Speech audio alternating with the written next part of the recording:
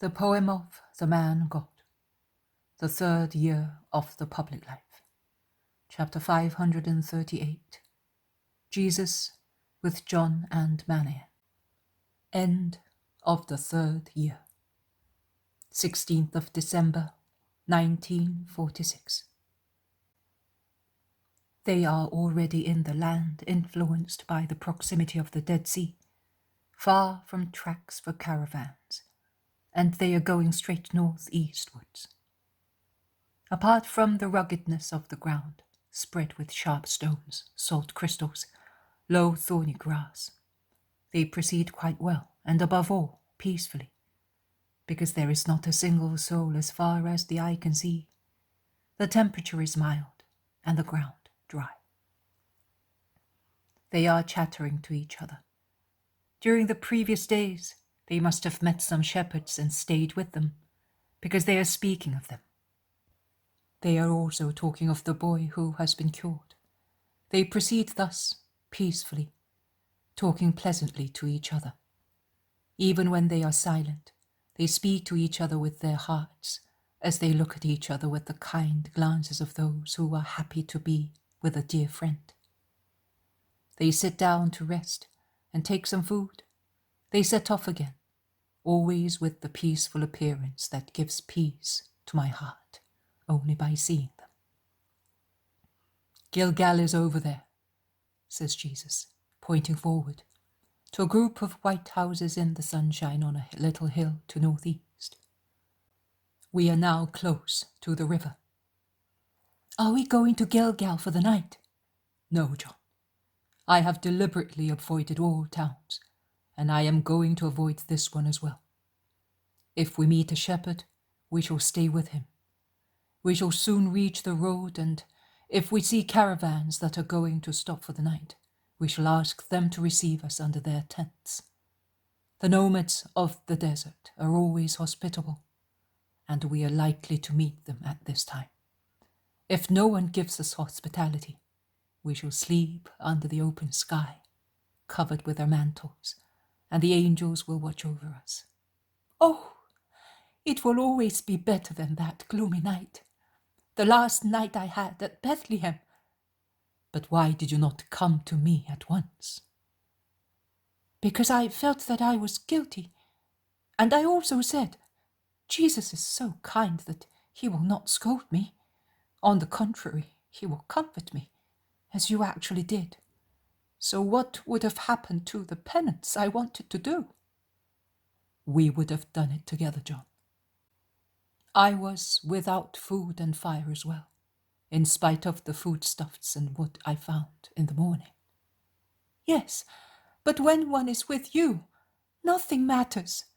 When I am with you, I do not suffer for anything. I look at you, I listen to you, and I am happy. I know, and I also know that in no one my thought is so deeply impressed as in my John. And I also know that you can understand and be quiet when it is necessary to be quiet. You understand me because you love me. John, listen to me.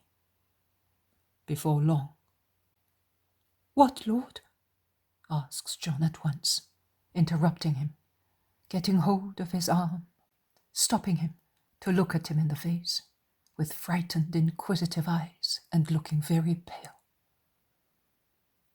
Before long I shall have evangelized for 3 years. I have told the crowds what they were to be told. By now, whoever wants to love and follow me has the necessary elements to do so, with certainty. The others, some will be convinced by facts. The majority will turn a deaf ear even to facts. And I still have a few things to say to them, and I will tell them. Because justice also is to be served, not only mercy. So far, mercy has been silent many times and has not said anything about many things. But before becoming silent forever, the master will speak also with the severity of a judge. But I do not want to speak to you about that. I want to tell you that, before long, after I have told the flock what I had to say to make it mine, I will very often withdraw, collecting my thought in prayer and preparation. And when I do not pray, I will devote myself to you all. I will do at the end what I did at the beginning. The women disciples will come. My mother will come. We shall all prepare for Passover. John, as from this moment, I ask you to devote yourself very much to the women disciples, and in particular to my mother. My lord, but what can I give your mother that she does not already possess plentifully, and so plentifully as to have what she can give us all? Your love. Imagine to be a second son for her. She loves you, and you love her. You have one only love uniting you, your love for me. I, the son of her body and of her heart, shall always be more and more absent, engrossed in my occupations, and she will suffer because she knows what is about to happen. You must comfort her also on my behalf. You must become so friendly with her that she may be able to weep on your heart and be consoled. You know my mother. You have lived with her. But there is a difference between doing so as a disciple who loves his master's mother with reverential love and doing it as a son. I want you to do so as a son, that she may suffer a little less when she no longer has me. Lord, are you going to die? You are speaking like one who is about to die. You are grieving me. I have told you all several times that I must die. It is just as if I had talked to absent-minded children or to slow-witted people. Yes, I am going to die. I will tell the others as well. But later, I am telling you now. Remember that, John. I strive to remember your words, always, but this one is so grievous. That you do everything to forget it? Is that what you mean? Poor boy. It is not you who forget. It is not you who remember. You with your will. It is your very humanity that cannot remember this thing that is so much greater than its capability of endurance. The thing that is too great, and you do not even know exactly how great it will be and how monstrous. So great that it stuns you like a weight falling on your head from a height. And yet it is so. I shall die soon, and my mother will be left alone. I shall die with a drop of sweetness in my ocean of sorrow, if I see you as a son for my mother. Oh, my lord, if I am able, and if it does not happen to me as in Bethlehem, I will do so. I will watch with the heart of a son. What can I give her to comfort her if she loses you? What shall I be able to give her if I also am like one who has lost everything and has become insane with sorrow? How shall I be able if I could not keep awake and suffer now, in the present calm, for one night, and because of a little hunger, how shall I manage? Do not get excited. You must pray very much during this period. I will keep you a good deal with me and with my mother. John, you are our peace, and you will be so even then. Be not afraid, John. Your love will do everything. Oh, Lord, keep me with you as much as possible. You know that I am not anxious to appear or to work miracles. I want, and I can, only love. Jesus kisses his forehead again, towards his temple, as he did in the grotto. They are in sight of the road that runs towards the river. There are some pilgrims who goad their mounts or quicken their paces to be in their resting places before night.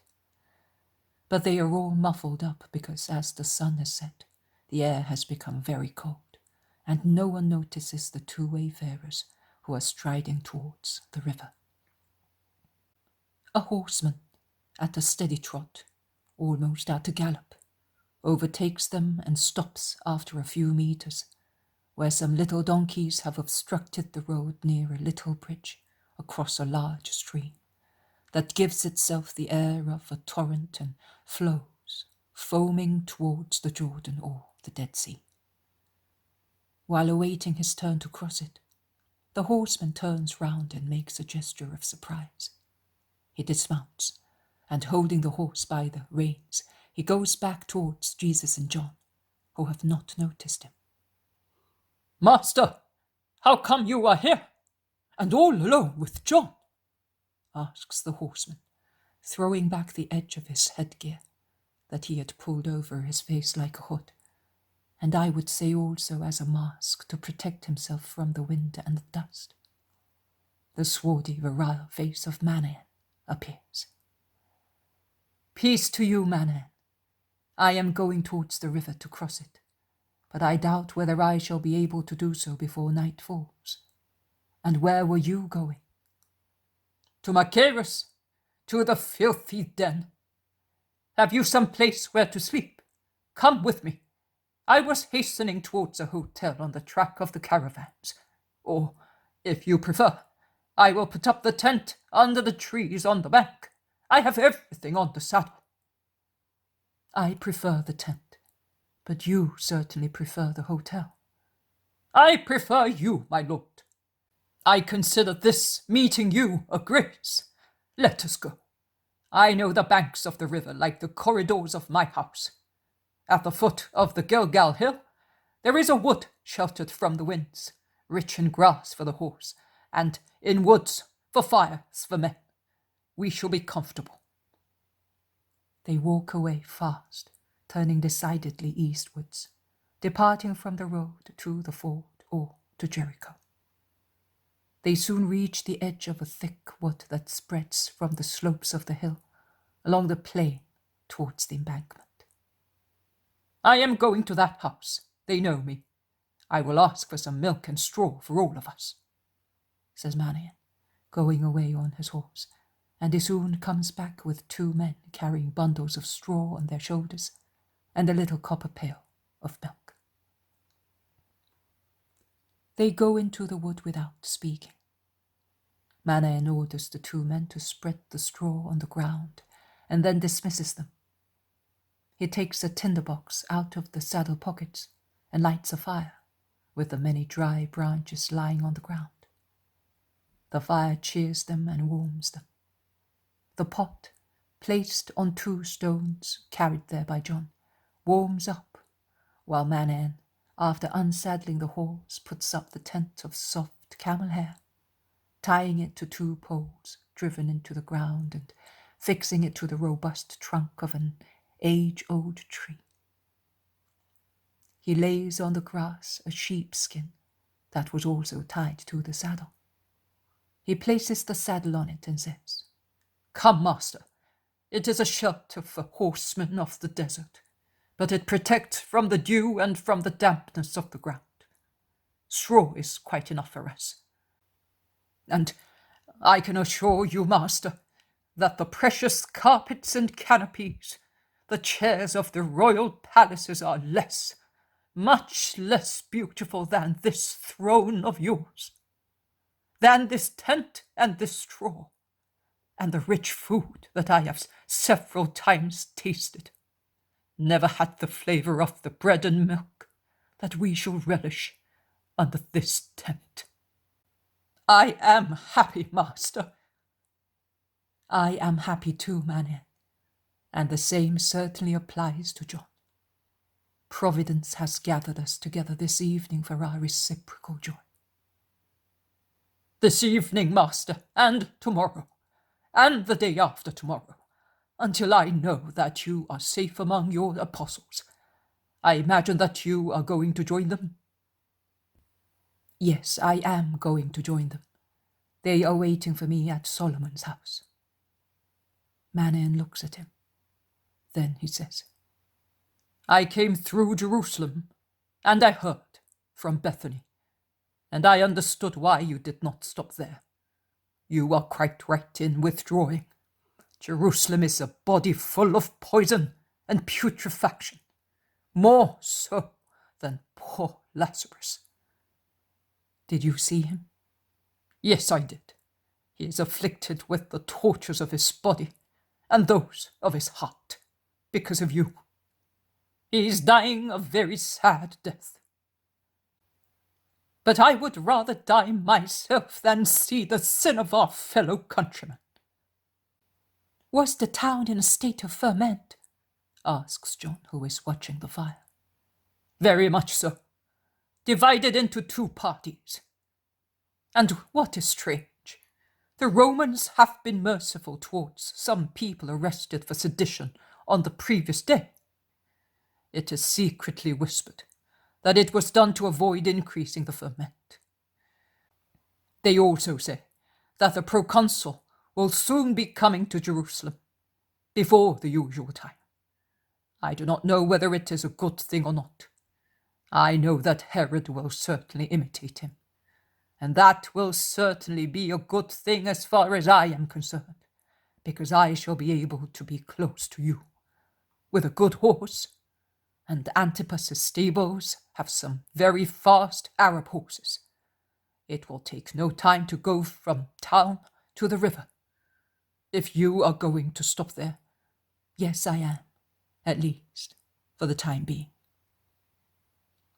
John brings the warm milk, into which each dips his bread, after Jesus has offered and blessed it. Manaen offers some dates as golden as honey. Where did you have all these things? Asks John in amazement. The saddle of a horseman is a little market, John. There is everything for the rider and for the horse, replies Manaen with a frank smile on his swarthy face. He thinks for a moment, and then he asks, Master, is it lawful to love the animals that serve us, and very often do so more loyally than man? Why that question? Because I was recently derided and reproached by some people who saw me cover with the blanket that is now turned into our tent my horse, wet with perspiration after a race. And did they not say anything else? Manaen looks at Jesus disconcertedly and is silent. Speak frankly. You do not backbite anybody or offend me by telling me what they said to throw more filth at me. Master, you know everything. You really know everything. And it is useless to conceal our thought and those of our people from you. Yes, they said to me, one can see that you are a disciple of that Samaritan. You are a heathen like him who infringes the Sabbaths to become unclean by touching unclean animals. Oh, that was certainly Ishmael, exclaims John. Yes, and those who were with him, And I replied, I would understand you if you said that I am unclean, because I live at Antipas's court, not because I take care of an animal created by God. As in their group, there were also some Herodians, which has become obvious for some time, and it is very amazing, because previously they were in utter disagreement. They replied to me, we are not judging Antipas's actions, but yours. Also, John the Baptist was at Machaerus and was in touch with the king, but he remained just. You instead are an idolater. As people were gathering around us, I controlled myself, as I did not want to excite the people of the city. In fact, for some time they have been roused by some false followers of yours, who incite the people to rebel against those who oppose you, and also by others who commit abuse of power, saying that they are your disciples and are sent by you.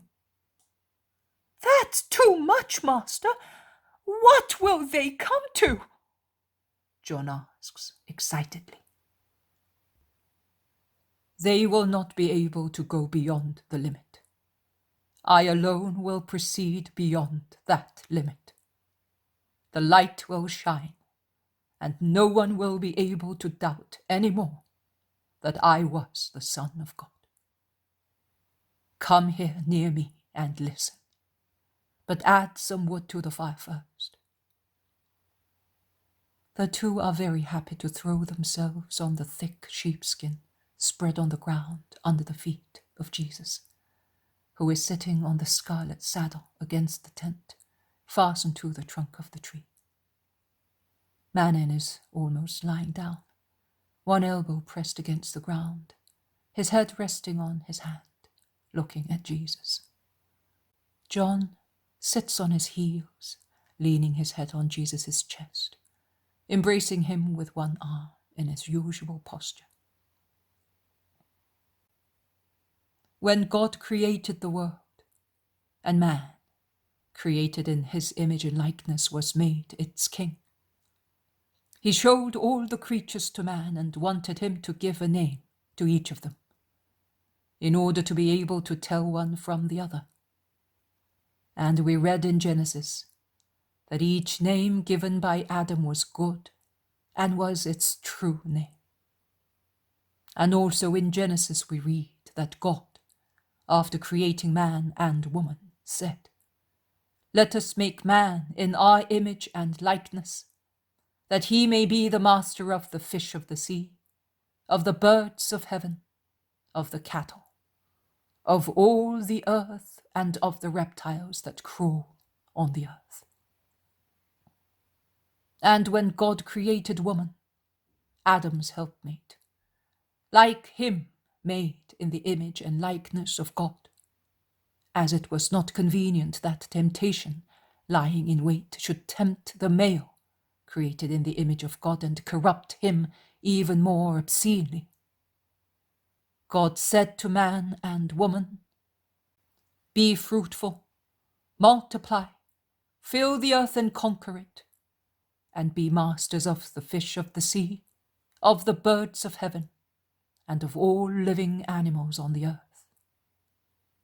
And he also said, "See, I give you all the seed-bearing plants that are on the earth, and all the trees with seed-bearing fruit, that they may serve as food for you, and for all the animals of the earth, and for the birds of heaven, and for everything that moves on the earth, and has in itself a living soul, that they may live." The animals and plants and everything the Creator made to be useful to man are a gift of love, and the patrimony committed to the care of his children by the Father, so that they may use it with profit and gratitude to the giver of all providence. Therefore, they are to be loved and treated with proper care.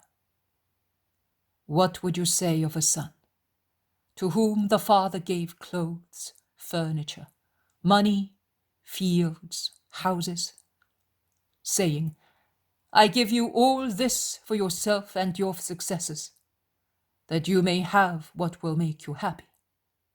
Use it with love, in memory of my love that gives it to you. If they allowed everything to be destroyed, or they squandered all their wealth, you would say that they did not honor their father, that they did not love him or his gift. Likewise, man must take care of what God, with providential love, has placed at his disposal. Care does not mean idolatry or immoderate affection for animals or plants or anything else.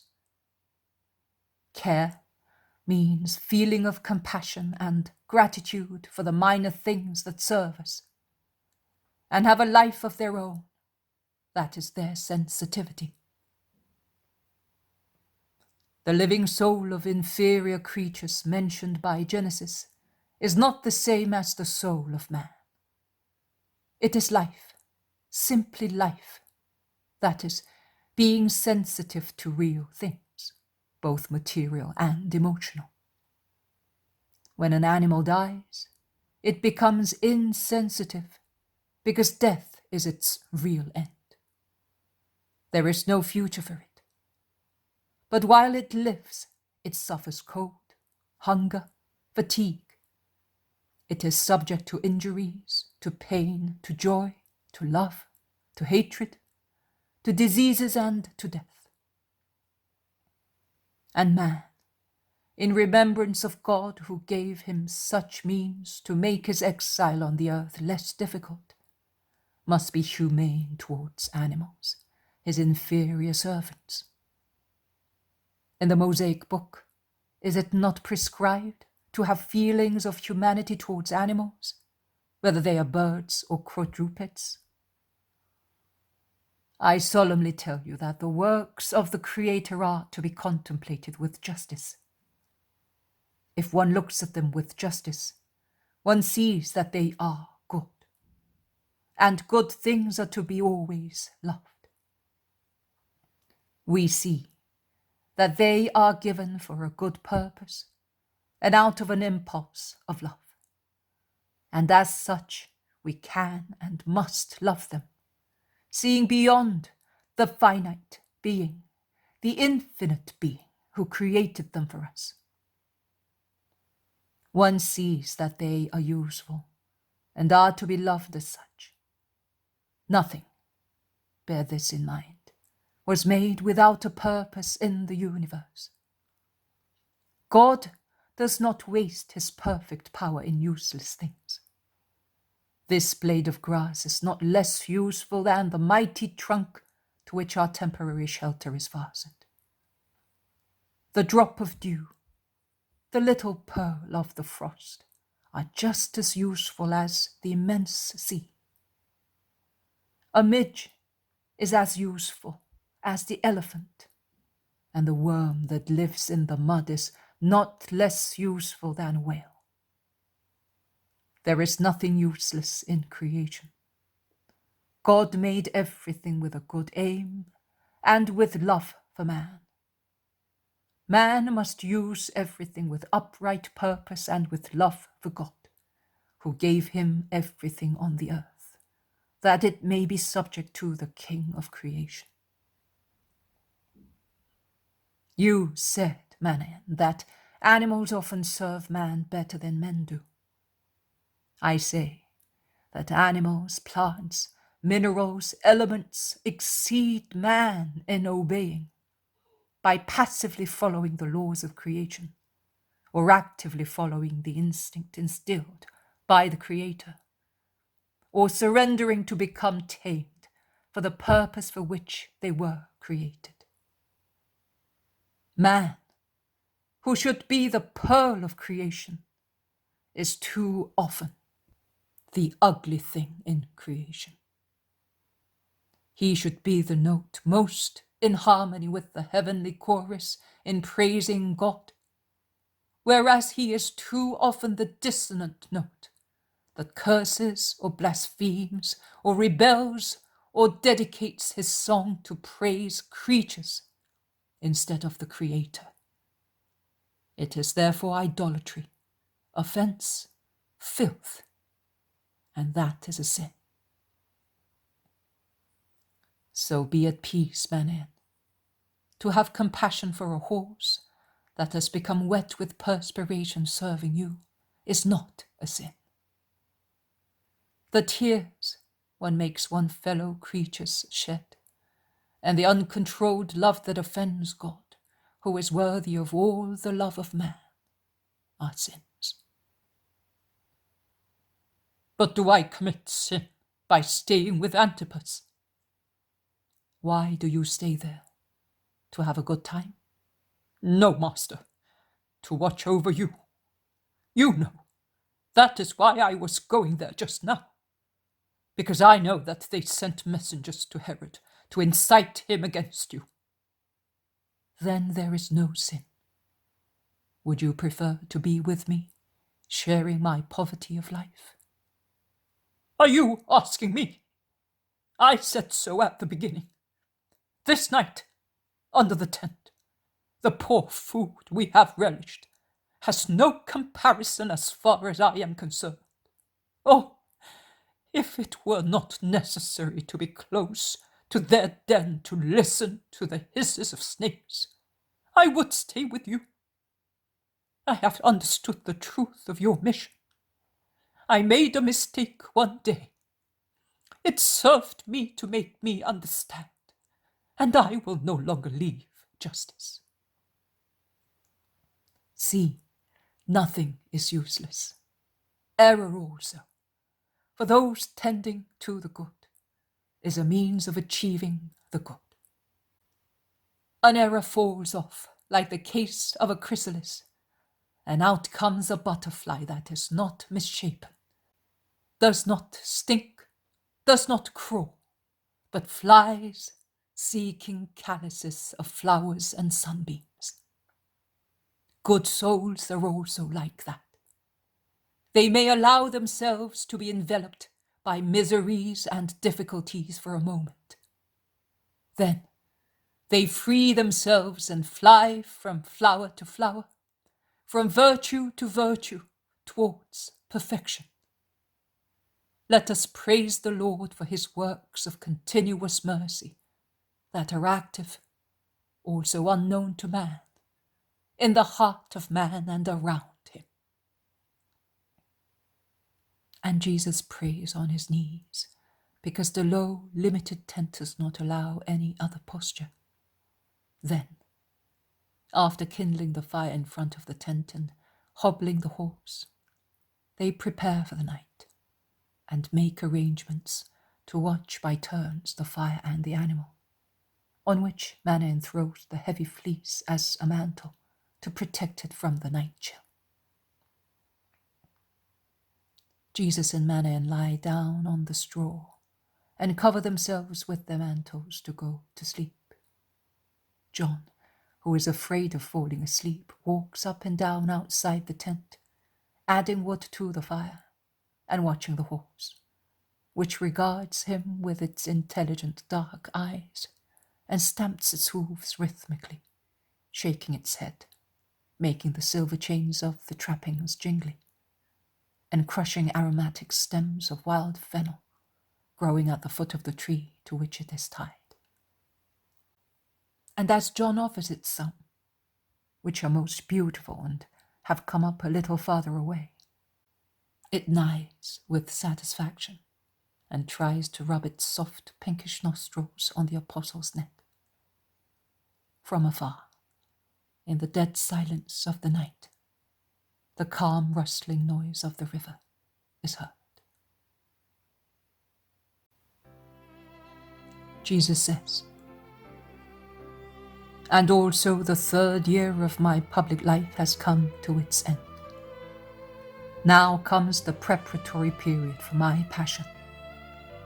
That is the period in which everything seems confined to few actions and few people. It almost decries my figure and my mission. In actual fact, he, who seemed defeated and rejected, was the hero getting ready for his apotheosis, and around him were concentrated and elevated to this highest peak, not people, but the passions of people. Everything that preceded and that, in certain episodes, perhaps seemed aimless to ill-disposed or superficial readers, is now illuminated by its gloomy or bright light. Particularly the most important figures, those that many will not admit are useful to know, just because they contain the lesson for the present masters, who more than ever are to be instructed to become true masters of the Spirit. As I said to John and Manaen, nothing of what God does is useless, not even a thin blade of grass.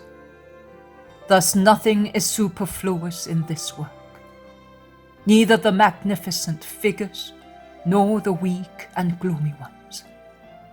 On the contrary, the weak and gloomy figures are more useful to the masters of the Spirit than the perfected and heroic ones. As from the height of a mountain, near its summit, it is possible to take in the whole structure of the mountain and the reasons for the existence of woods, torrents, meadows, and slopes, to reach the peak from the plain. And one can see all the beauty of the sight, and is more deeply convinced that the works of God are all useful and wonderful, and that one serves and completes another, and they are all present to form the beauty of creation. Thus, always with regard to those whose spirits are righteous, all the different figures, episodes, lessons of these 3 years of my life spent in evangelizing, contemplated from the height of the summit of my work as a master, serve to give the right view of that complex which is political, religious, social, collective, spiritual, selfish, to the extent of being criminal, or unselfish to the point of sacrifice, in which complex I was a master, and in which I became the Redeemer. The grandiosity of a drama is not seen in one scene, but in all its parts. The figure of the protagonist emerges from the different lights by which secondary parts illuminate it. We are now close to the summit, and the summit was the sacrifice for which I became incarnate. And as all the most secret feelings of hearts and all the intrigues of sects have been disclosed, we can only do what the wayfarer does when he reaches the summit. That is, to look at everything and everybody, to become acquainted with the Jewish world, to know what I was, the man above senses, selfishness, hatred, the man who had to be tempted by all sorts of people to take vengeance, to seek power, to wish for the honest delights of marriage and family life. The man who had to put up with everything living in the world and suffer by it, because infinite was the distance between the imperfection and sin of the world and my perfection. The man who replied no to all the voices, to all the allurements, to all the reactions of the world, of Satan and of my human ego. And I remained pure, loyal, merciful, humble, obedient, even to death on a cross. Will all this be understood by modern society, to which I grant this knowledge of myself, to strengthen it against the more and more powerful attacks of Satan and the world? Also nowadays, as 20 centuries ago, those to whom I reveal myself will contradict one another. Once again, I am the sign that is rejected, but not with regard to myself, but with regard to what I stir up in them. Good people, those of goodwill, will have the good reactions of the shepherds and of humble people. The others will react in a wicked manner, like the scribes, the Pharisees, the Sadducees and priests of those days. One gives what one has. A good person who comes in touch with wicked people provokes a surge of greater wickedness in them, and judgment will be passed on men as it was done on Good Friday, according to how they have judged, accepted, and followed the Master, who, with a fresh attempt of infinite mercy, has made himself known once again. How many people's eyes will open, and how many will acknowledge me, saying it is he? That is why our hearts burned within us, as he talked and explained the scriptures to us. My peace to them and to you, my little, faithful, loving John.